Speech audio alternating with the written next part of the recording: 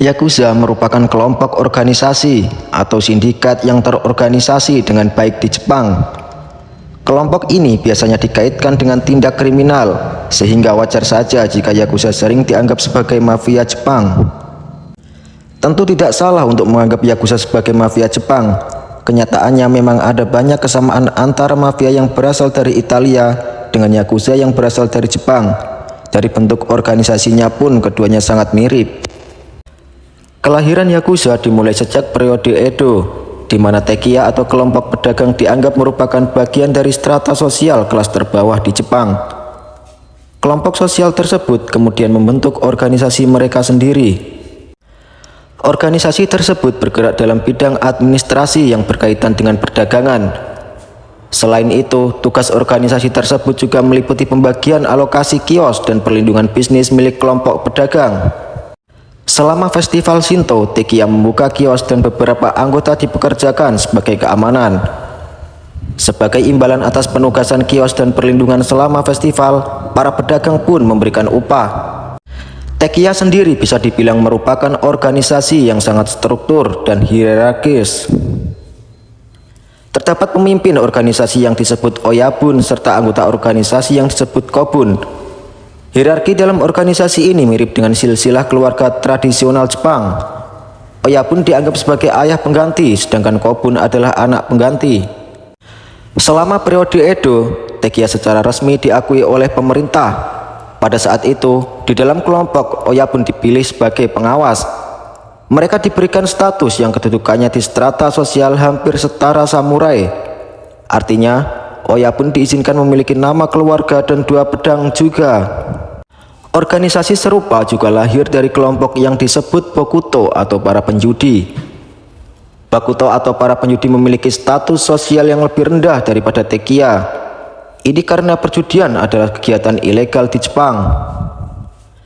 Kelompok penjudi ini biasanya beroperasi di kuil-kuil terbengkalai yang sudah ditinggalkan di pinggiran kota. Kuil-kuil tersebut kemudian dialihfungsikan menjadi rumah judi. Selain perjudian, kelompok ini juga menjalankan bisnis rentenir untuk klien mereka. Biasanya mereka memiliki personel keamanan sendiri. Selama pertengahan periode Edo, situasi ekonomi dan dominasi kelas pedagang, kelompok Yakuza yang muncul terdiri dari orang-orang yang tidak cocok dan pelanggar hukum. Mereka telah bergabung atau membentuk kelompok semacam itu untuk memeras pelanggan di pasar lokal dengan menjajakan barang palsu atau jelek. Saat ini, akar Yakuza bertahan melalui upacara inisiasi. Ini menggabungkan ritual Bakuto atau Tekiya. Beberapa kelompok Yakuza masih mengidentifikasi diri mereka dengan sebutan yang terkait dengan bisnis yang mereka jalankan. Misalnya, sebuah geng yang sumber pendapatan utamanya berasal dari perjudian ilegal dapat menyebut diri mereka Bakuto. Seperti yang telah dibahas sebelumnya, secara singkat, kelompok Yakuza merupakan kelompok dengan organisasi yang sangat baik. Mereka juga memiliki struktur dalam organisasi mereka yang mengadopsi struktur kekeluargaan tradisional Jepang. Strukturnya adalah Oyabun Kobun, di mana Kobun harus bersumpah setia pada Oyabun. Seiring berjalannya waktu, peran Oyabun dan Kobun ini juga dibebani hak dan kewajibannya masing-masing. Hak dan kewajiban ini disebut kode jingyi atau keadilan dan kewajiban ditetapkan, di mana rasa hormat dan kesetiaan adalah cara hidup yang harus mereka jalani. Yakuza dipimpin oleh Oyabun yang juga dikenal sebagai kepala keluarga. Dia memberi perintah kepada Kobun bawahannya. Anggota Yakuza yang disebut Kobun harus memutuskan hubungan dengan keluarga asli mereka dan bersumpah setia pada Oyabun. Para anggota menyebut satu sama lain sebagai anggota keluarga, ayah, kakak, dan adik. Sebagian besar anggota Yakuza adalah laki-laki, sangat sedikit wanita yang menjadi anggota Yakuza. Jika ada wanita yang menjadi anggota Yakuza, itu tidak lain adalah istri-istri dari para Oyabun. Mereka dipanggil dengan sebutan Anesan yang artinya kakak perempuan. Namun, ada pula kasus di mana seorang wanita menjadi seorang pemimpin kelompok Yakuza. Itu terjadi pada awal 1980-an ketika Kazuo Taoka, bos Yamaguchi Gumi, ketika meninggal. Setelah itu kelompok Yakuzanya diambil alih oleh istrinya, Fumiko, meskipun untuk sementara waktu. Sebuah kelompok Yakuza biasanya memiliki kebiasaan atau tradisi khusus yang dilakukan oleh para anggotanya. Tradisi Yakuza yang umum dilakukan adalah berbagi sake, tato, dan pemotongan jari. Diperkirakan jumlah anggota Yakuza telah turun secara signifikan sejak Undang-Undang Anti Boryokudan diterapkan pada tahun 1992. Kendati demikian, jumlah anggota Yakuza masih terbilang besar. Tahun 2020, ada sekitar 25.900 anggota Yakuza aktif di Jepang. Seperti yang dikatakan sebelumnya, Yakuza bukan hanya satu kelompok. Mereka adalah beberapa kelompok sindikat berbeda yang membentuk salah satu kelompok kejahatan terorganisir terbesar di dunia. Keluarga Yakuza terbesar pertama yaitu Yamaguchi Gumi memiliki lebih dari 8.200 anggota periode 2020. Markas besarnya terletak di Kobe, namun mereka dapat menjalankan kegiatan kriminal di seluruh Jepang.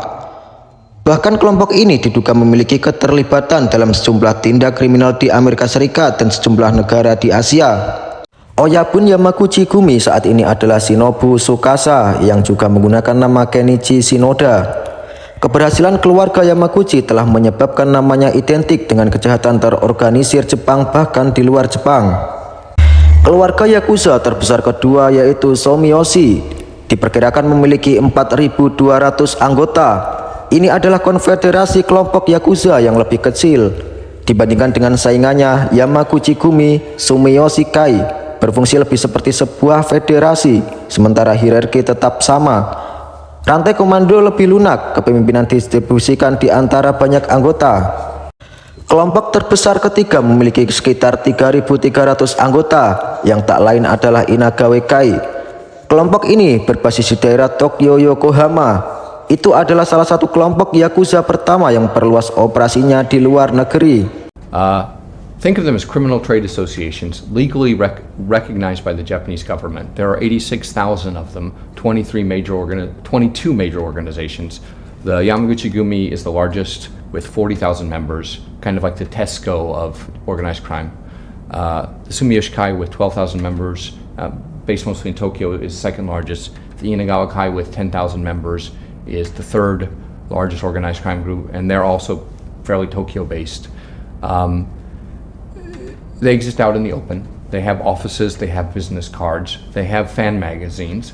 Everyone knows who the top bosses are. The Japanese government regulates them, and there are laws restricting their behavior, but as criminal organizations themselves, they are not banned. And it is very difficult for the police to do an investigation that goes all the way up to the top. It's just problems within the Japanese law itself. There's no plea bargaining, very limited wiretapping, no witness protection program, no witness relocation program, no undercover work allowed. I mean, it's possible, but almost impossible in reality if you look at the laws. What that means is that the Japanese police are never able to really destroy the Yakuza, because if you get someone on the lower branches, they're never going to rat out their boss. Why will they not rat out their boss? Because one, there's no advantage to it for them. They're not going to get a lighter sentence.